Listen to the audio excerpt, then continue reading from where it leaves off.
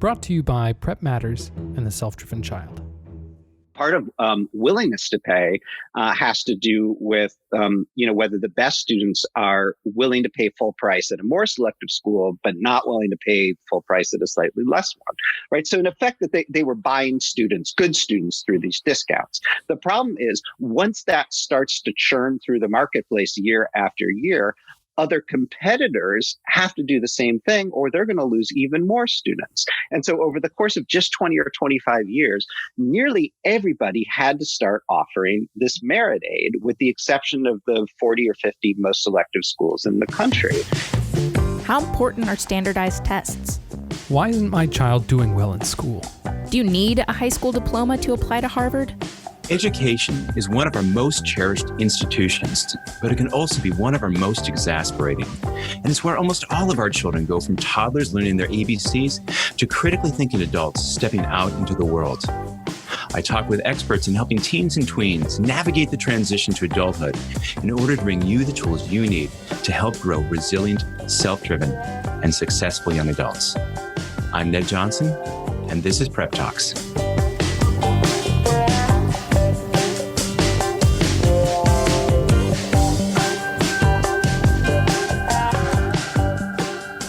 My guest today is Ron Lieber.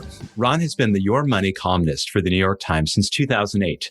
Before joining the Times, he wrote the Green Thumb personal finance column for the Wall Street Journal.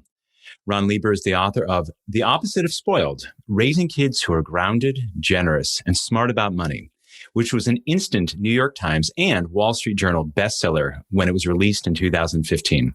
His second book, The Price You Pay for College, an entirely new roadmap for the biggest financial decision your family will ever make, came out just a few weeks ago.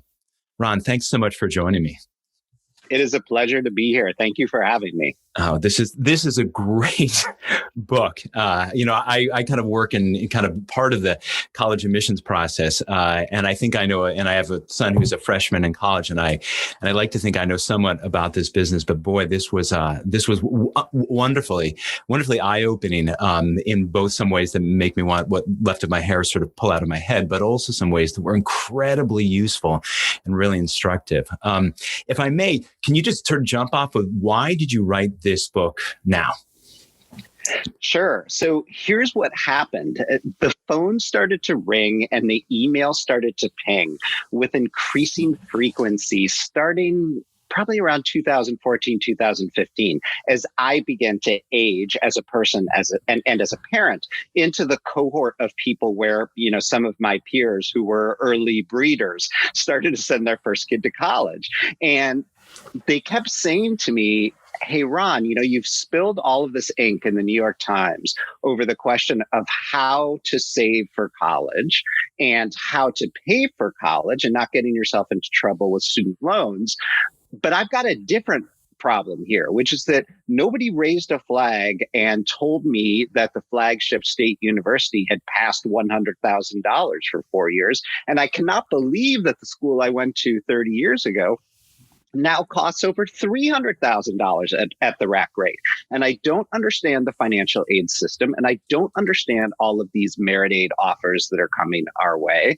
And what I really don't understand, right, is how I'm supposed to figure out if the $300,000 school is really $200,000 better than the state university. And I know we live in the age of big data, so why can't you sort this out for me in your column? Because the New York Times just isn't quite long enough. So we have a book. So I love, I think it's a great way to frame this up for people. And if I kind of repeat that back, I hear sort of three things in there. One, there is understanding the cost, like what the rack rate, as you describe it, kind of what the heck has happened, what is going on, what's the price I'm actually going to pay when we take into account all these different ways that the prices get, discounted. And then three, and this is the part I love the most, honestly, is value. And I hopefully we can go through these in turn, but let's start, because it's the most hair raising, and I'm sure the thing that people, just want to get behind them. Explain to us a little bit about why costs have seemingly gone through, to the moon in the last 20 years. Sure. So I guess first we have to have a word about words, right? Because price and cost have very kind of specific meanings in this context, right? So price could be the rack rate, the list price at these institutions. And people may also think of the price as the price that they are actually going to pay. Right. So it turns out that most people are not paying the list price, although the more affluent you are, the more likely it is that you are paying the list price. So, something like 85 to 90% of all undergraduates are getting some kind of a discount. Wow. But a lot of my readers at the New York Times are not, or they're not getting much of one. Right. So much depends on the audience that you're addressing. And then we talk about cost. What cost means in the higher education context, in my mind, and what many parents are often asking about is how did it come to pass that these institutions have such high costs that they feel like they have to charge us way more money than they used to? So part of what I'm trying to demystify for parents in the book is just to explain to them in as few words as possible, look, this is why the costs have gotten so high, and you may feel like it is costing you more than you would like to pay.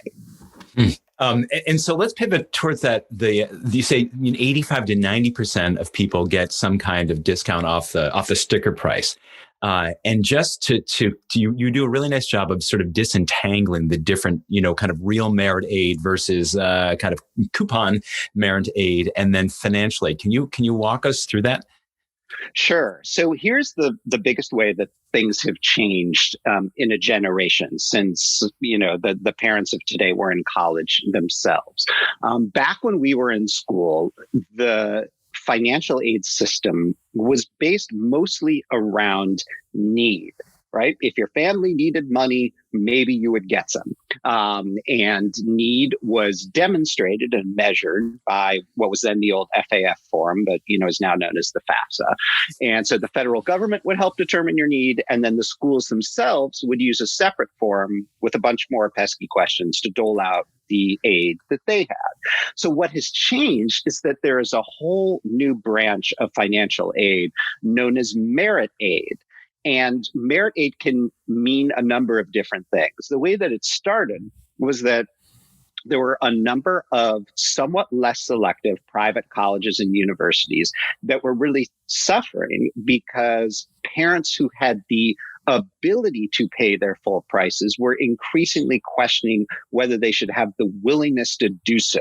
And so these schools, once they started to experience, sort of an erosion of market position, they felt like they needed to give away some discounts, whether it was to entice some of those families to stick with the private institutions or to make a grab for the very best students, right? So part of willingness to pay has to do with, whether the best students are willing to pay full price at a more selective school, but not willing to pay full price at a slightly less one, right? So in effect, that they were buying students, good students, through these discounts. The problem is once that starts to churn through the marketplace year after year, other competitors have to do the same thing or they're going to lose even more students. And so over the course of just 20 or 25 years, nearly everybody had to start offering this merit aid, with the exception of the 40 or 50 most selective schools in the country.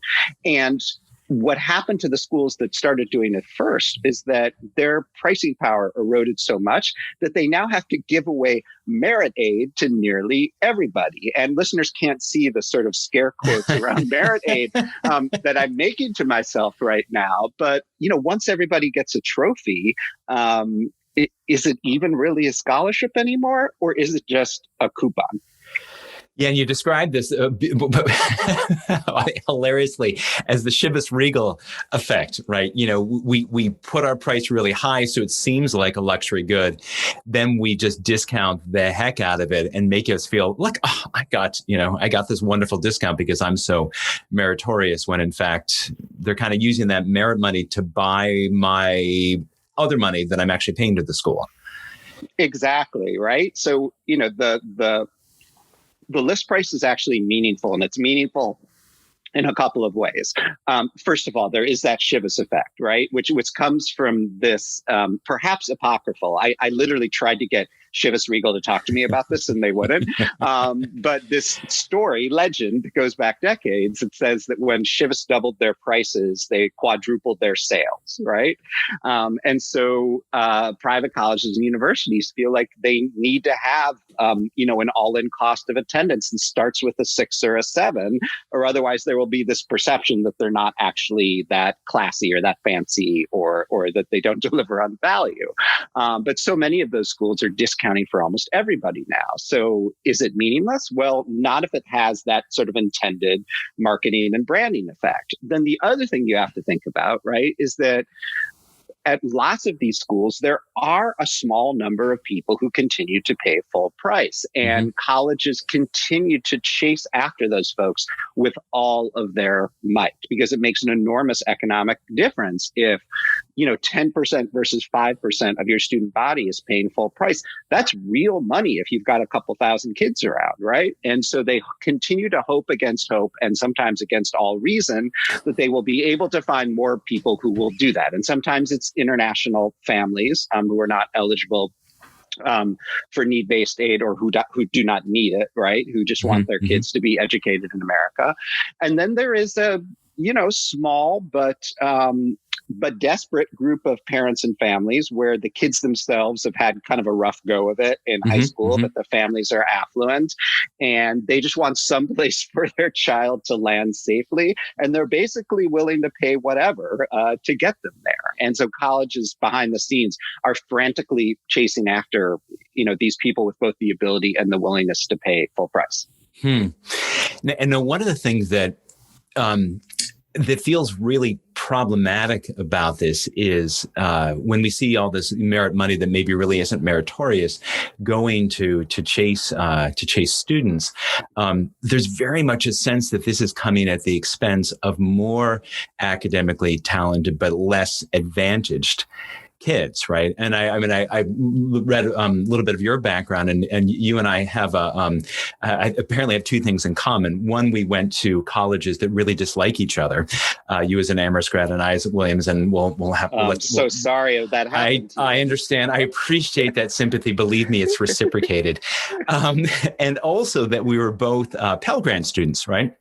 And so I was not actually Pell. You were not. I was on need-based aid, but I was not. Oh, I heard that wrong. Okay, so I one up you, or I one down you. I'm not sure how that works.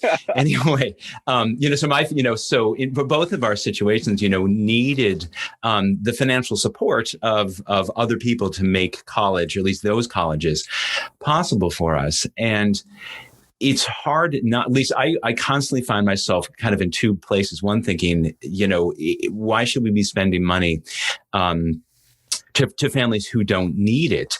And I forget the person you quote in your book, who says the colleges in many ways have pivoted away from, particularly small or not those top 40 schools, have pivoted away from their goal of egalitarianism to one of sheer survival. And I think that's a helpful point for listeners to know who may think, why give this money? Why not give it to kids who truly, truly need it? And I guess that because at the end of the day, if the colleges need it first and foremost, otherwise there's nothing to give to other kids. Is that kind of the right way to think about that? Right. So, there's so many layers of complexity to this. If you are a human and a humane consumer of this good, right? So like you, I'm a parent who went through this system myself, benefited from need-based aid, will never stop expressing gratitude for that as long as I live, want to throw the rope back for people who are like me, and yet is a parent who wants to grab and grasp for every possible advantage, and yes, saving of money for my kids that I possibly can, right? So that is a complicated moral position to be in. And then I'm also in the business of helping consumers make the best possible decision. I am absolutely in favor of people getting all of the merit aid they possibly can. And I'm not suggesting that people do not do that. But there absolutely is an equity issue here. And when you ask the schools about it, well, it sort of depends on where they are in the food chain, right? The most selective schools do offer merit aid, make a pretty good case, and they often back it up with data. They say, look, if our list price is 75 and we're discounting to 60, that person paying $60,000 a year is still paying way more than the cost of educating them when you take into account what we're able to grab from our endowment each year or other revenue sources. And so that $60,000 student is still very much cross-subsidizing the student who can only afford to pay 15. Mm-hmm. And we have not seen a degradation in our ability to offer need-based aid to the lowest income students just because we offer merit aid. And they claim to back that up with data, and I've seen some of it, and it seems legitimate, right?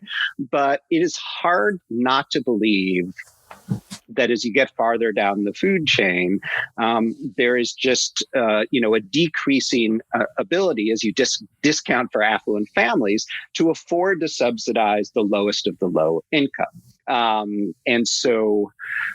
But it's hard to prove that any given institution is doing, very poorly in that respect. I mean, there is data out there that shows that there are some high endowment schools like Oberlin that have extremely low percentages of Pell Grant recipients.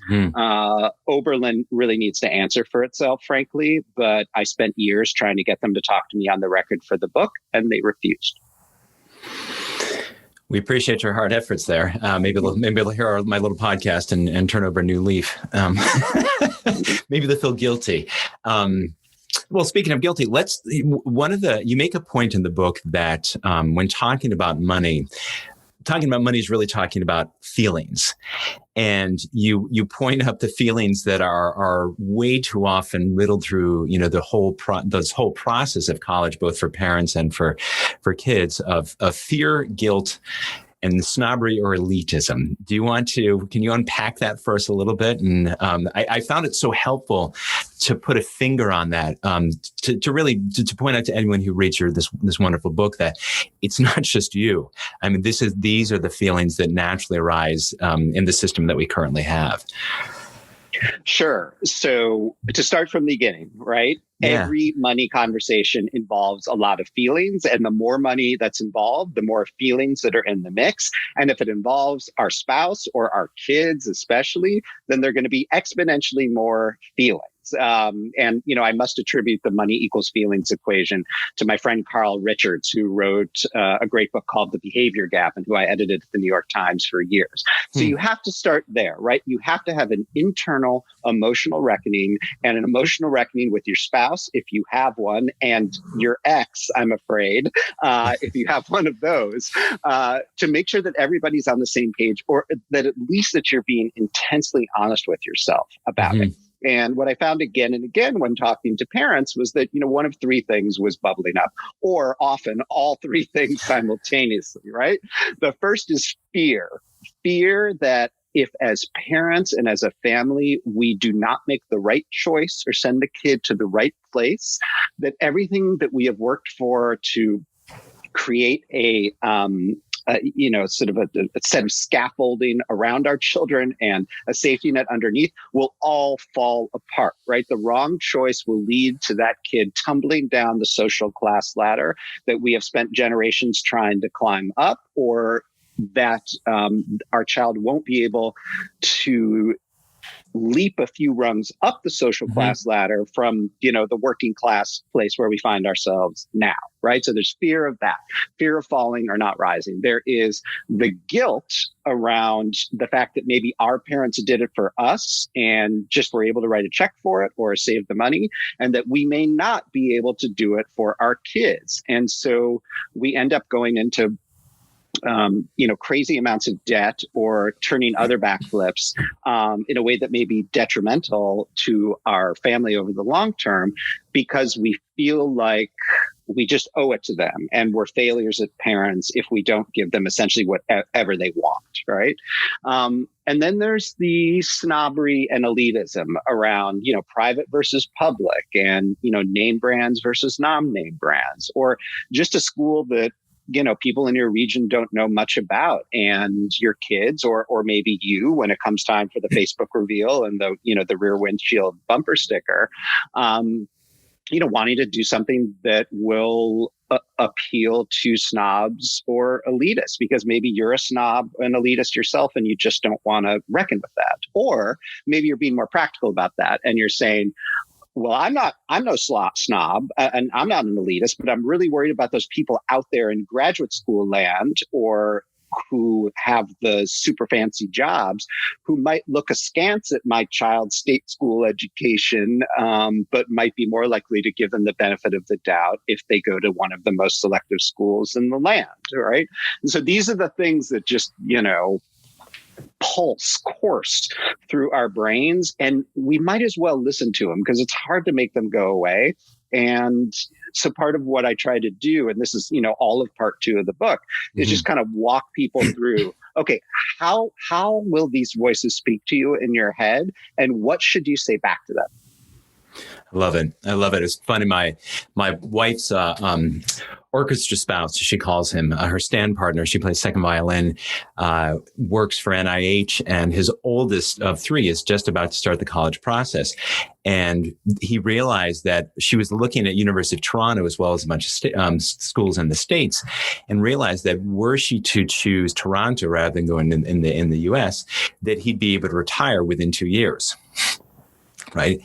And you do such a nice job of pointing up, the trade-offs and the pressures that so many Americans face. And I think that some of the takeaway advice seemed to be simply to start these conversations early and to be as honest and open as we can about what our expectations are as parents, for our kids. I love that story about Ann Garcia and her twins, because they ended up in such, people should read it. It's a really inspiring story of how this family so successfully navigated getting both kids to places that were great for them in ways that didn't blow up anyone's budget. And the kids ended up being incredibly satisfied with their experience there. And it's just, climbing back in bed and pulling the head over your covers isn't probably a great long-term plan.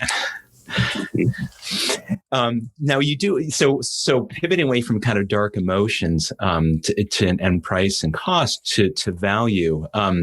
You have this really nice way of sort of the pie chart, what I kind of think of the ROI. What are things that are worth investing for? And so if I remember correctly, your pie chart, you talk about learning and kinship, and then sort of jobs and all that stuff. Can you sort of frame that up for folks? Because I found that a really useful way to look at those things in a concrete way. So it, as you said before, it isn't the swirl of emotions that we can't look at.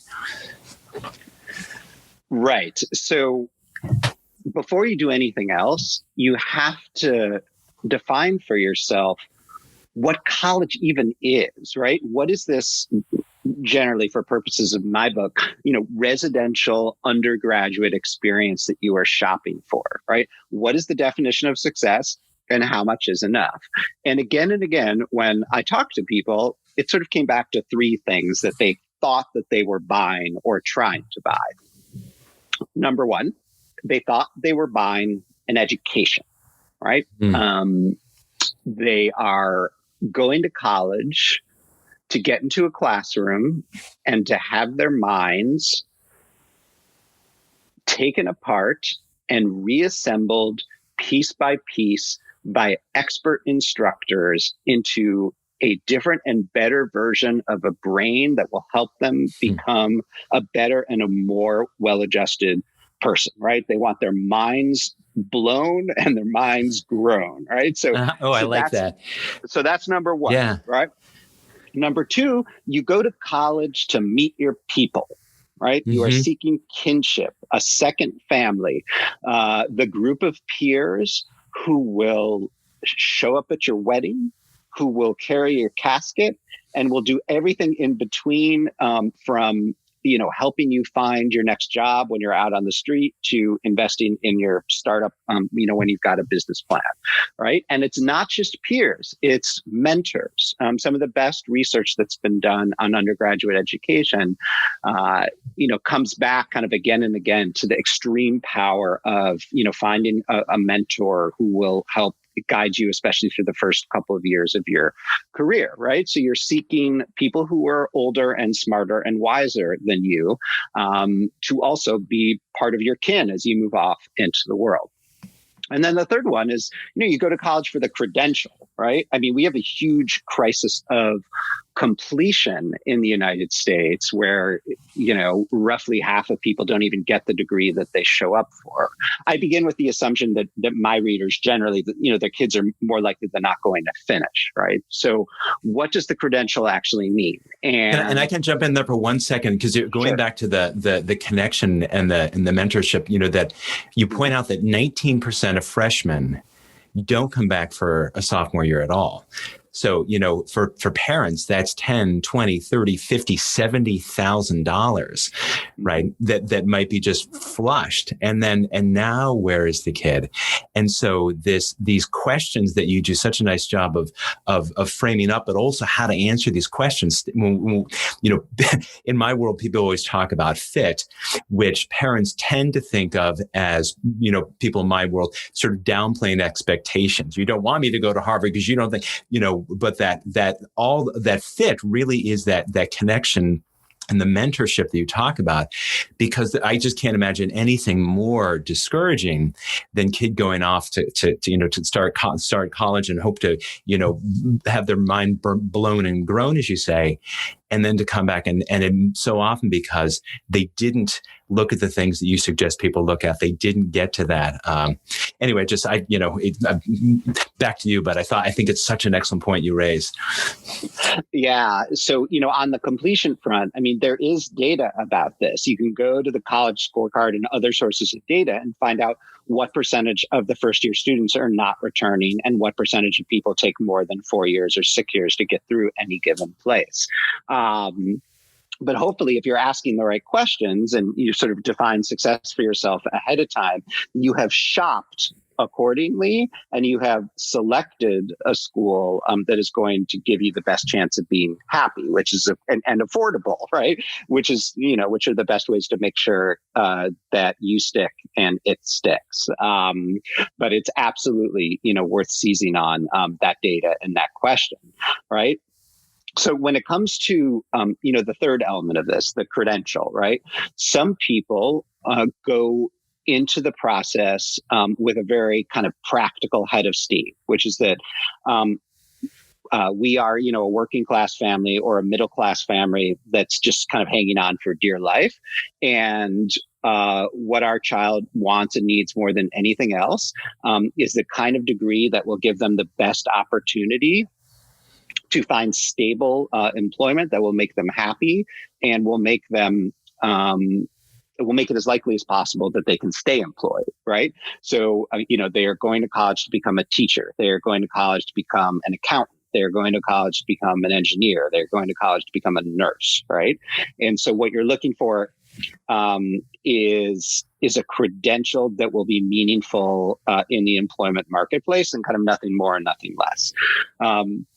But then there are people for whom, their 17-year-old wants nothing more than to work for Goldman Sachs someday, or to get a big pile of venture capital money from, the most prestigious venture capital firms, or, to become a part of the, incubators in Silicon Valley. And when you go looking at the data at some of those places and the research that's been done about how they hire, a radically disproportionate amount of money, jobs, positions at, some of these sort of nameplate employers go to people from the 40 or 50 most selective schools in the country. And so, we can debate until the end of time whether the people who get these jobs were already smart enough at 16 and 17 that they would have, gotten those jobs anyway. But the facts are the facts, right? And so it sure seems like these schools, give you a second look and a third look. And even if you don't want to work for Goldman Sachs or become a baseball general manager, those gigs too are disproportionately filled by people from the most selective undergraduate institutions now. Even if you don't want to do that, you may feel like as a parent or as a child, spending a bunch more money to have all those people in my network someday. If I'm a financial planner or a psychiatrist or whatever, right, would be worth a whole lot of money, right? So, it's hard to quantify this, but this is part of what people think about. And I don't think there's anything wrong with anybody who thinks that practically, and perhaps even a way that feels sort of like a mercenary about this education, right? Because if it's going to cost over $300,000 after taxes per child, we have to be rigorously practical and intensely honest with ourselves about what the point of the exercise is. Because you can't just go around writing checks this large without knowing what the hell it is you are doing. It's such a terrific point. And it's interesting, you've sort of pointed out, people who are, Goldman or McKinsey bound, and that's their entire raison d'etre, right? And then you have other, people who I want to become the girl who wanted to become a veterinarian and then moved into other work, and people who are like, I want that education. I want a good job. I don't have to go be at Goldman Sachs. And that, because there's no one college that's going to be that can meet all of those different expectations for different people, right? Some colleges do some things better than others. I mean, I love the piece about the colleges that do the most for the American dream of lifting kids, out of the bottom quartile into the top quartile, the bottom quartile into the top 1%. And to the idea of you can actually get at this information. There is data that suggests this university is a good fit, this is a bad fit. You had an example in here about kids who are from less resourced families who are trying to be on a mobility track, that going to universities where it's really dominated by fraternities and sororities with a big, with a sort of a big social culture may really be a very poor fit if your goal is really to try to use this as an education and jobs. Yeah. So the great thing about large flagship state universities is that there's often something for everyone. Now, actually finding it and seizing it, those are both challenges that are not small. But the danger at a place like that is that you show up and you decide, think about it this way. The parent thinks that the child is going for the credential and to have their mind grown and their mind blown. But what the kid is really going for is the kinship, right? And often at those universities, the quickest way to find kinship is to pledge the Greek system very quickly and then, spend the next 4 years devoting the majority or the vast majority of your non-classroom time to your social life. Now, again, I make no judgments here. There are a lot of people who find their way to fantastic careers and lifelong relationships through the Greek system. And, some of those fraternities and sororities do stand for very good values and service work. But if you are a lower income individual and you're not getting, a scholarship from the fraternity or the sorority, there may well be a lot of pressure to spend a lot of money and spend a lot of time doing things that are not necessarily a net positive to you doing well in your credential seeking and having your mind grown and blown as much as it might be otherwise. So this is a risk. It's not a certainty. And all I want for my readers is for them to go into all of this with eyes wide open, because there is just way too little practical information for the consumer, right? We know more than we used to about how the admission systems work, but we know very little about the actual value that the schools deliver and how best to maximize it for ourselves. And so I just want people to have their eyes wide open about all of this. That's terrific.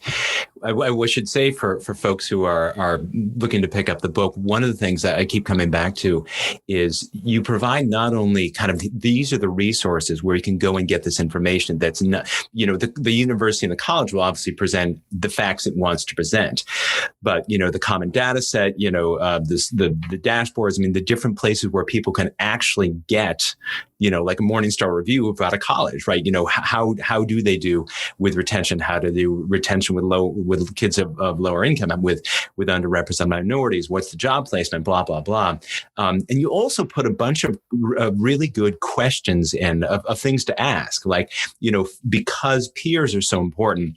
You have a wonderful little piece there about questions to ask to how easy or hard is it for people to make friends. I thought it was interesting because there's both this financial piece to it, but there's also this sort of kind of psychological, sociological piece of how to ask the questions that give you the information that really is meaningful to you. I think it's just great. Well, thank you for noticing that, right? Because it feels it's strange at first glance to combine those things. But again, if one of the three main points of going to college is to acquire a whole group of people who will pick you up on their shoulders and carry you through life, then you have to ask questions about the sort of basic units of friendship and how schools encourage social interaction. Because if one of the main reasons or the only reason you're going is to acquire that group of people who will stay with you through life, then that's where your value is going to be derived from. And if you're going to write a check for up to $300,000 for that, then you need some data. You are entitled to it, in fact. And if the schools are not measuring it, if they can't tell you what percentage of people come to reunions or how often alumni engage, with their alma mater, thus, proving how tied they feel to the peers who they experience this undergraduate education with, then they are doing it wrong. You are not wrong for asking the pointed question. You are entitled to that information.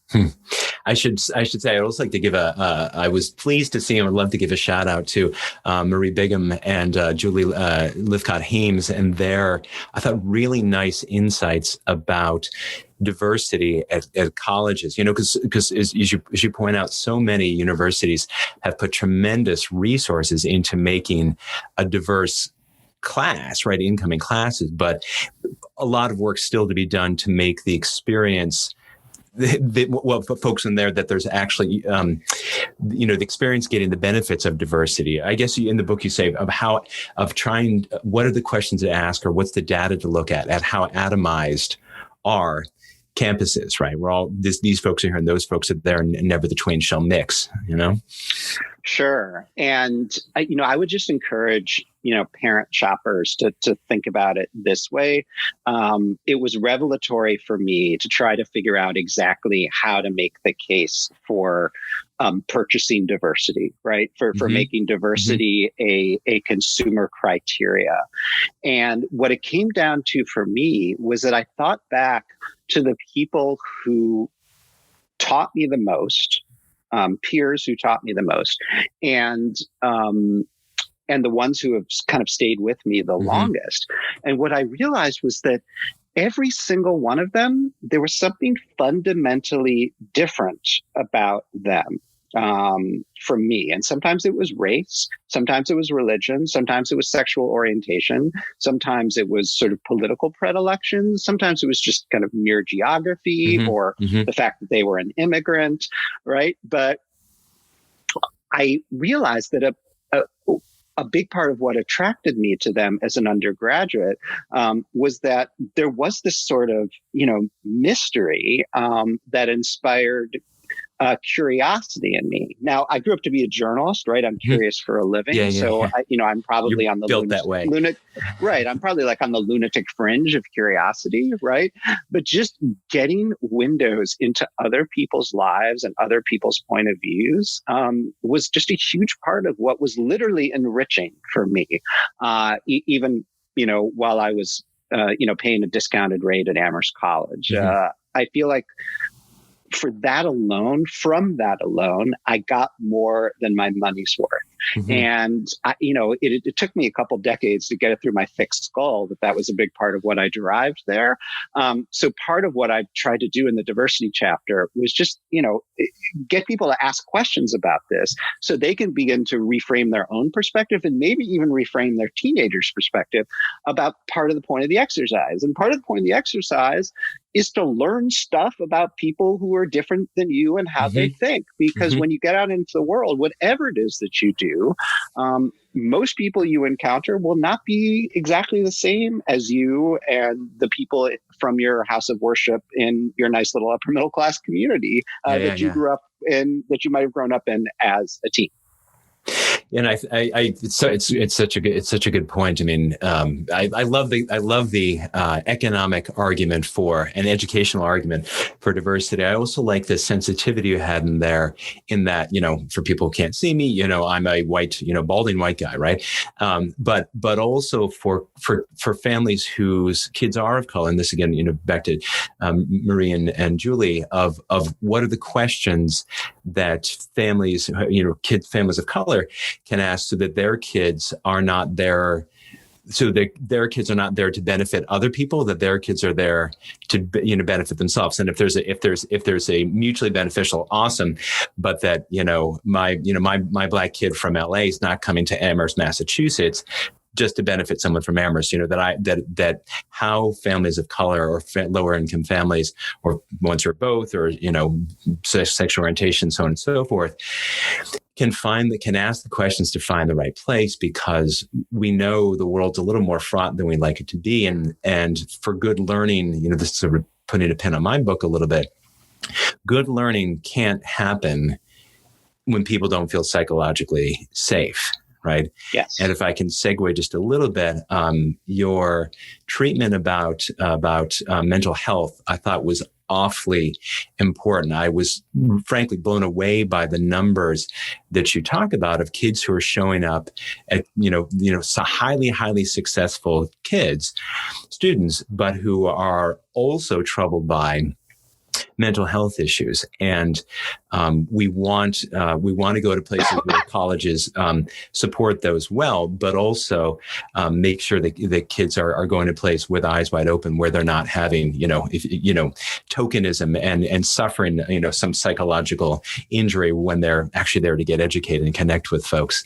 Do you want to talk a little bit about just mental health? Because you talk about that, is this might be something worth paying for. And I hadn't put it in those terms, but I think because there are so many people, even highly selective students, highly successful students, who have anxiety, who have depression, it's something that they should not overlook when they're trying to choose the right college. Sure. Can I go back and just add one piece on diversity? Sure. Responding to something that you said. So as a non-balding white man, it's easy for me to frame things the way that I just did through you. But I also attempted to adopt the frame and talk to many parents of color about their frame. And, it is not uncomplicated, right? Because if you think about the basic unit of friendship or social relationships at any given undergraduate institution, residential one, the first unit of friendship is the roommate, right? And right there is an incredible amount that's sort of fraught, because social media has allowed people to sort of pair off during their high school senior years in admitted student forums. And what we find again and again is that people pair off with people who look exactly like them. Right. And so the schools have a difficult decision to make. Do they want to encourage diversity within room groups, within dorm rooms, because that might be good for both people involved, good defined in any number of ways? Or do you want to allow people to pair off in a way that will make them most comfortable? And so, there's been a bunch of research done about what kind of results occur when you put differing people or more similar people together in the same room group. But there is no clear direction among undergraduate institutions. So whether you are a person of color or not, it sort of behooves you to ask the question about how the schools handle even that very small thing, because it sends a strong signal about what they stand for. I love it. I love it. Yeah. So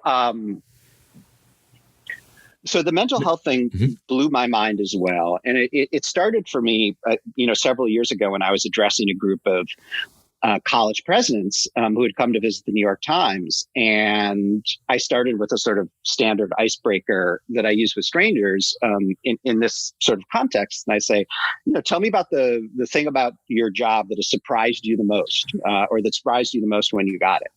And somebody raised their hand and said, I could not believe the percentage of students who were showing up here with prescriptions for psych meds. And the room just sort of broke into immediate conversation, and it was difficult to corral them again after that. But then I started asking about this, and it turns out that there's essentially no end to the demand for mental health services on undergraduate campuses. And this is a good thing, right? People are aware. They're unashamed. There are people getting to and through college who might not have a generation ago. And this is all to the good. But this is not like a core competency of your average college president. And they do not want to. And I'm not sure we should expect them to necessarily be in the business of providing unlimited mental health care. But then again, we send our kids away and we expect them to come home in one piece and to come home at all. Right. And so it has become this problem that nobody can get their heads around. And so you have to ask some specific questions, right? Like, how long is the wait time to actually see somebody? Do you cap the number of visits with a counselor per semester or per year? Who are these people? And are the undergraduates actually satisfied with the quality of care? And if you're sending your kid to a rural location, is there going to be an off-campus provider? And how would they get there to visit that person? Telehealth and telemental health has gotten a lot easier. Just right now, as we speak, there is a bill that's about to pass Congress that's going to make it easier from a regulatory perspective for people to continue to get mental health services via Zoom. And so I expect that this will get a little bit better, but you have to go in with eyes wide open, especially if your kid has experienced even a little bit of challenge with mental health. I know we have a few minutes left, but let me run through a couple things. We have listeners who are going to watch every dollar that they pay, and others who money's not an issue. Obviously the whole book is replete, but a quick one thing that for each of those audiences that they want to be sure that they don't overlook as a consideration.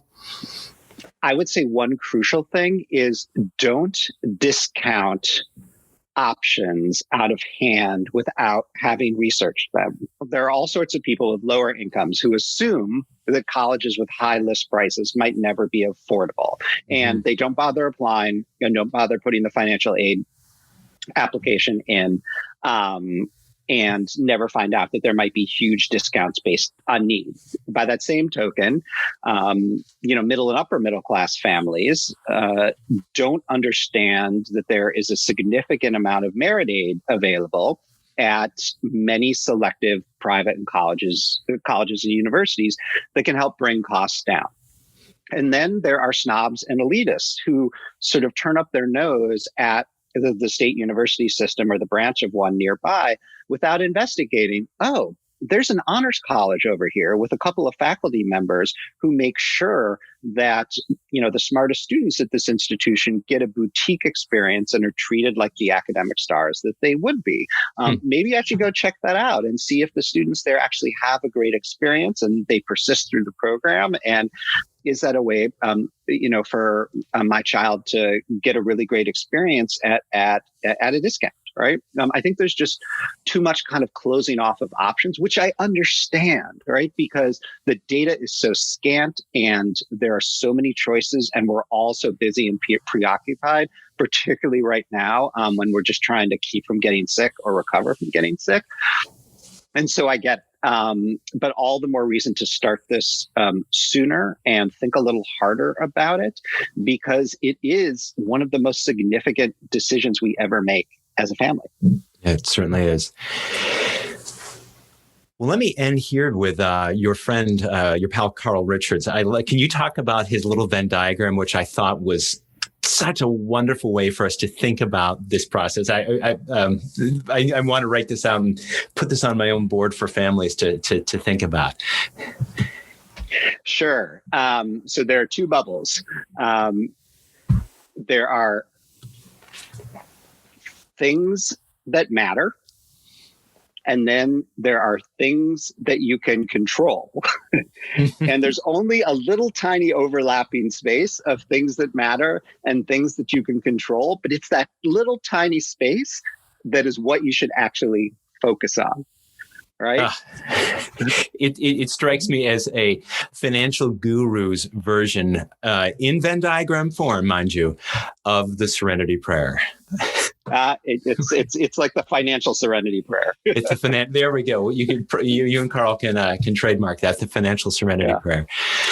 Well, Ron Lieber, what a pleasure to have you with us, folks. This is a really, really, really good book, and I could have asked another 37 questions, but usually podcasts in 40-hour increments are not where people want to go. But honest to gosh, everything from athletics to when should I get a college counselor? Should I get a college counselor to ROTC? I mean, just the whole thing is in here, soup to nuts, and importantly, as I mentioned before, not just the nuts and bolts and the finance of it, but a huge amount of wisdom in this, because as you said so well, as you shared so well, that money are feelings, and they both matter in this most important just financial decision that families will ever make. So get the book, buy it early, and start having those conversations.